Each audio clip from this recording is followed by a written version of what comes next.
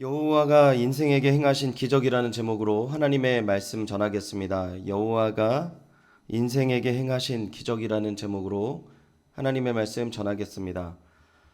우리는 하나님의 큰 일을 기대하면서 살아가고 있습니다. 하나님께서 나에게 베푸실 큰 일을 기대하고 엎드려 기도하면서 나아가지요.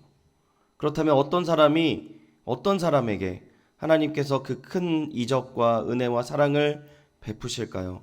오늘은 우리가 읽었던 본문을 보면 한 특정한 일을 하는 사람들에게 하나님께서 기이하시고 큰 일을 행하신다라고 이야기하고 있습니다.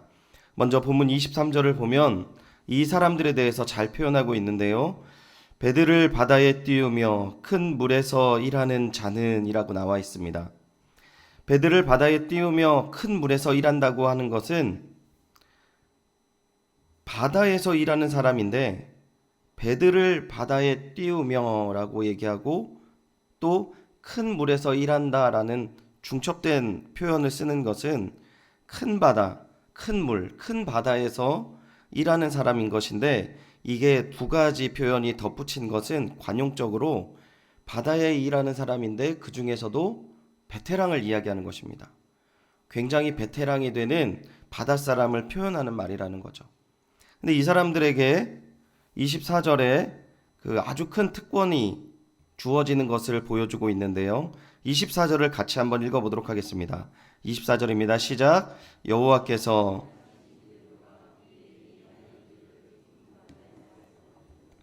아멘. 23절부터 24절 보면 큰 물에서 일하는 자는 여호와께서 행하신 일들과 그의 기이한 일들을 깊은 바다에서 보나니라고 얘기하고 있어요. 큰 바다에서 일하는 이 베테랑 어부들이, 베테랑 뱃사람들이 어떤 하나님의 기이한 일을 경험하게 됩니까? 이 기이한 일을 경험하게 된다라는 것은 굉장히 특별한 것임을 성경은 이야기합니다. 시편 9편 1절을 보면 내가 점심으로 여호와께 감사하오며 주의 모든 기이한 일을 전하리이다. 역대상 16장 24절에는요. 그의 영광을 모든 민족 중에 그의 기이한 행정을 만민 중에 선포할지어다. 베드로전서 2장 9절에는 그러나 너희는 택하신 족속이요 왕 같은 제사장들이요 거룩한 나라요 그의 소유된 백성이니 이는 너희를 어두운 데서 불러내어 그의 기이한 빛에 들어가게 하신 이의 아름다운 덕을 선포하게 하려 하심이라 라고 이야기하면서 하나님의 특별한 일들을 이들이 경험하였고 그것을 증거한다라고 이야기하고 있습니다. 그러니까 굉장히 좋은 것이죠. 그러니까 여러분, 우리는 이러한 하나님의 일하심을 기대한다라는 것입니다. 그런데 오늘 본문에 그 하나님의 기이한 경험을 두 가지로 이야기하고 있어요. 이 부분은 특별한 경우를 이야기하는 것이 아니라 지금 이 베테랑 뱃사람들이 겪는 두 가지 기이한 일을 인생에서 하나님이 베푸시는 두 가지 내용으로 보편적인 내용임을 여러분 염두에 두고 어떠한 기이한 일인지를 우리가 한번 살펴보기를 원합니다. 먼저 25절과 26절 첫 번째 하나님이 일으키시는 일을 보여주고 있습니다. 25절 제가 읽겠습니다. 여호와께서 명령하신즉 광풍이 일어나 바다 물결을 일으키는도다. 26절 읽겠습니다. 시작. 그들이 하늘로 솟구쳤다가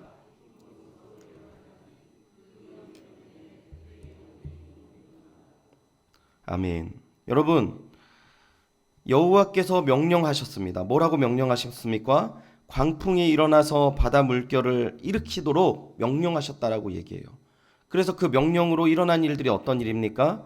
여러분 함께 읽으셨던 26절 보면은 그들이 하늘로 솟구쳤다가 깊은 곳으로 내려가니라고 얘기하고 있어요. 파도가 얼마나 높게 쳤으면 배가 하늘까지 올라갔다라고 표현합니다. 그리고 깊은 곳으로 또 내려갔다라고 하는 것이죠. 그리고 그 위험 때문에 그들의 영혼이 녹았다라고 얘기합니다. 영혼이 녹았다라는 표현은 두려움과 공포가 가득해서 아무리 튼튼하고 강건한 사람이라도 활력을 잃고 두려움으로 엎드려서 눈물을 흘리는 모습을 이야기하고 있다는 것이죠. 27절 계속 그들의 모습을 이야기하는데요. 그들이 이리저리로 구르며 취한 자같이 비틀거리며 그들의 모든 지각이 혼돈 속에 빠지는 도다라고 이야기하고 있습니다. 그들이 이제 이 배의 흔들림으로 말미암아 이 자리를 잡을 수 없고 그 어지러움으로 말미암아 술 취한 자처럼 뭐 이 자기를 주체할 수 없는 거예요. 그런데 그 모습을 성경은 이렇게 표현합니다. 그들의 모든 지각이 혼돈 속에 빠지는 도다라고 얘기하는 거죠. 그들이 지금까지 갖고 있었던 모든 지식과 경험과 그들이 자신하고 있던 모든 것들이 혼돈 속에 빠졌다라고 이야기하는 것입니다. 하나님이 기이한 일이라는 것인데, 하나님이 이루시는 기적이라는 일인데 우리가 이득이 있어야 하고 하나님의 살아계심을 경험해야 하는 것인데, 성경은 지금 말도 안 되는 상황을 하나님께서 그들에게 행하셨다라고 이야기하고 있어요.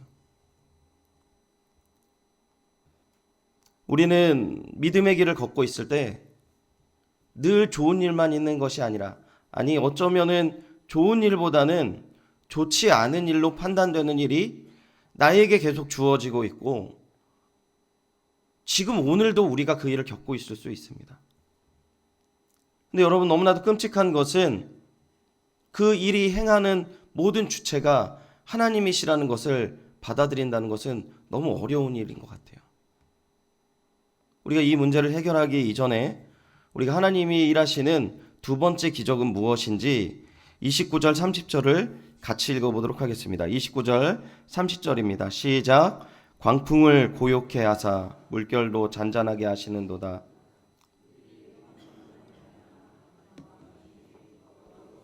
그들이 바라는 항구로 인도하시는 도다. 아멘. 30절 마지막 보시면 이제 우리가 이렇게 볼 수 있습니다. 이제 하나님께서 다시 그들을 보호하시고 함께 하시는구나. 근데 30절 말미에 보면 여호와께서 그들이 바라는 항구로 인도하시는도다라고 표현하고 있어요. 그들이 바라는 항구라는 것은 이 사람들이 출항했던 항구를 이야기하는 거예요. 그러니까 바다에 나가는 그 항구를 나갔다가 풍랑을 만나고 엄청 어려운 일을 겪은 다음에 혼비백산에서 어디로 왔다라는 거예요? 다시 출발했던 그 자리로 돌아온다라는 것을 성경은 이야기하고 있습니다. 그리고 하나님께서 그렇게 행하셨대요.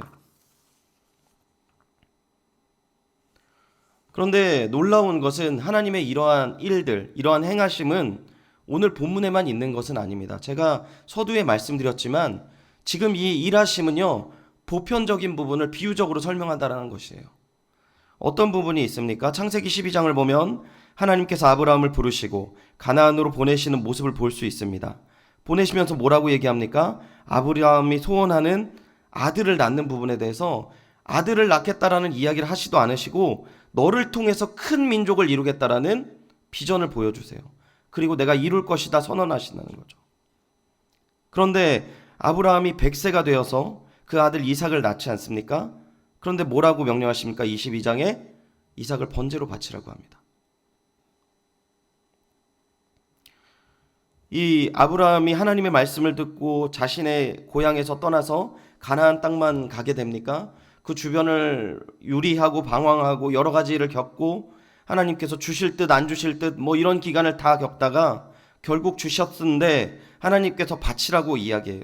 그리고 하나님께서 그 이삭을 바치는 그 일을 통하여서 하나님이 아브라함에게 하신 말씀이 있습니다. 창세기 22장 12절 우리 화면을 보고 같이 한번 읽도록 하겠습니다. 시작. 사자가 이르시되 그 아이에게 내 손을 대지 말라. 그에게 아무 일도 하지 말라. 내가 내 아들 내 독자까지라 내게 아끼지 아니하는 것을 내가 이제 내 하나님을 경외하는 줄을 아노라. 아멘. 분명히 아들을 주시겠다라고 시작한 길에서 수십 년을 지나고 고생해서 아들을 주신 그 상황 속에서 다시 그 아들을 달라고 하신 하나님께서 그 모든 일들을 이렇게 표현하고 계신 거예요. 내가 하나님을 경외하는 줄을 아노라 라고 표현하신다는 거죠. 또 한 사람이 있습니다. 사무엘상 16장을 보면 다윗이 어릴 적에 사무엘이 그 동네로 나와서 기름을 붓는 사건을 다루는데 16장 1절에 이 기름 부음의 사건이 사울이 아닌 다른 이를 이스라엘의 왕으로 세우는 것임을 성경 분명하게 이야기하고 있어요. 10대 때 기름 부음을 받았습니다. 근데 이 다윗이 언제 때 왕으로 세웁니까? 40이 돼서 왕으로 세움을 받아요. 그 기간 동안 어떻게 보냈습니까? 10대 때 기름 부음 받았다라고 얘기해서 그 형들로부터 어마어마한 질투와 질시와 이 인격적인 모독을 쭉 당하면서 당해요. 나중에는 좀 장성하고 이 좀 일할 만하니까 누가 괴롭힙니까? 사울이라는 사람이 창도 집어던지고 괴롭히고, 그러니까 이 사람 왕으로 세우겠다라고 이은 이후에 근 20년을 넘는 기간 동안 광야에서 살아요.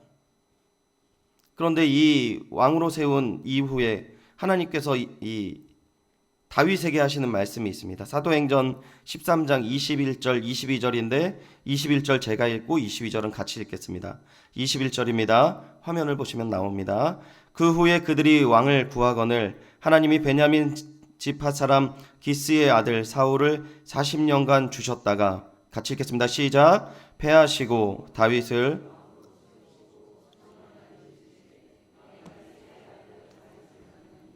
내 마음에 맞는 사람이라 내 뜻을 다 이루리라 하시더니. 아멘. 내 마음에 맞는 사람이라 내 뜻을 다 이루리라.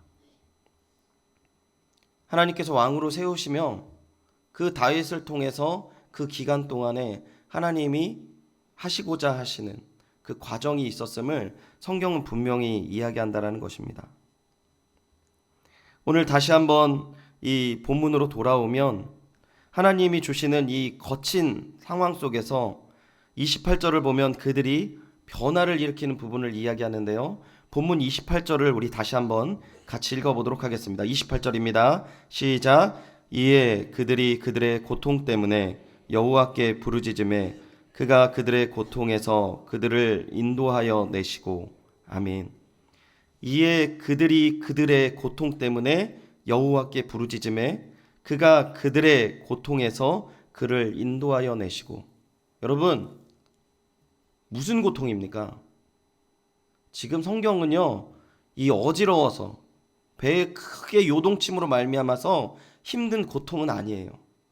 물론 이 어부들은 자신이 당한 고통으로 말미암아 하나님께 간구하고 엎드렸지만, 성경은 뒤에 그들의 고통에서 그들을 인도하여 내시는 하나님의 모습을 이야기하는데, 그들의 진정한 고통은 무엇입니까? 내 자리 가운데서 하나님을 바라보지 않고 방종하며 내 뜻과 하나님이 없게 되는 그 삶으로 살아가는 그 인생의 고통에 대한 깊은 부분을 하나님께서 그들 가운데 구원하시는 모습을 지금 보여주고 있다는 것입니다. 자신만만하게 바다에 나아갔습니다. 풍랑이 일고 점점 어려운 상황을 맞이하면서 내 능력 안에서 예측하고 의지하였던 모든 것이 허사가 되었을 때 결국 그 어부들은 무엇을 합니까? 여호와께 부르짖는다는 것입니다. 여러분, 오늘 이 본문을 조금만 더 깊이 생각해 보면 우리는 우리가 스스로 약하다라고 생각하는 부분에서요, 넘어지지 않아요. 여러분, 정말 몸이 약한 사람은요, 어떻게 보면 건강관리를 너무나도 잘해요. 내가 약한 걸 알기 때문에. 근데 어디서 무너집니까? 내가 강하다고 생각하는 데에서 무너진다라는 것입니다. 지금 어부들은, 이 베테랑인 사람들은 정말 내가 이 부분에서 넘어질 수 없는 존재이라고 생각해서 그 결과가 하나님이 없는 그 삶을 살아가기에 하나님께서 그들을 붙잡으시는 부분들을 지금 일으키시고 보여주시고 있다는 것이죠. 그래서 우리가 깨닫게 되어지는 것이 무엇입니까? 이 바다의 주인은 우리가 아니라 하나님이라는 것을 깨닫는 것이죠. 사랑하는 주님의 동역자 여러분, 세상의 주인은 하나님이십니다. 나의 인생의 주인은 하나님이심을 여러분 믿으시기를 축원드립니다. 우리가 이 믿음이 있을 때에 하나님과 마음을 합하여 믿음의 길을 걸어간다라고 이야기할 수 있는 거예요. 우리가 너무나도 지금 가져야 될 위기는 무엇입니까? 교회가 교회의 모습으로 말미암아 자신을 갖는 거예요. 하나님이 그 가운데 없어도 교회의 모임과 교회의 외모와 교회의 힘으로 그 모든 것들에 자신을 가질 때 하나님께서 어려움을 주시지 않습니까? 나를 좀 붙잡아라라고. 오늘 이 땅의 민족의 교회가 왜 어려움을 겪습니까? 어느 나라에도 부어주지 않으셨던 그 풍성한 부흥의 은혜를 정말 그 짧은 시간에 폭포수처럼 내려주셨는데 오늘 우리가 지금 주님 앞에 엎드림이 어디에 있습니까? 오늘 우리가 어디로 가야 되냐는 거예요. 자꾸 아름다운 미사역으로 이것들을 꾸미는 것이 아니라 우리는 주님 앞에 엎드리고 이 모든 것이 하나님이 통치이심을 믿고 나아가야 할 줄 믿습니다. 우리가 더욱더 주님 앞에 엎드려야 된다는 것이죠. 31절 마지막으로 제가 한 번 더 읽어드리겠습니다. 여호와의 인자하심과 인생에게 행하신 기적으로 말미암아 그를 찬송할지로다. 지금 이 베테랑 어부들은 무엇을 감사하고 찬송하였습니까? 이제 깨달은 것입니다. 하나님이 나의 구주이시구나. 내가 진정 온전하지 못하고 정말 바른 사람이 아니고 하나님 제대로 신뢰하지 못한 그 무늬밖에 없었던 사람인데 하나님 나를 끝까지 버리지 않고 나를 붙들었구나. 그 하나님의 은혜와 사랑에 감사의 찬양을 드리는 것입니다.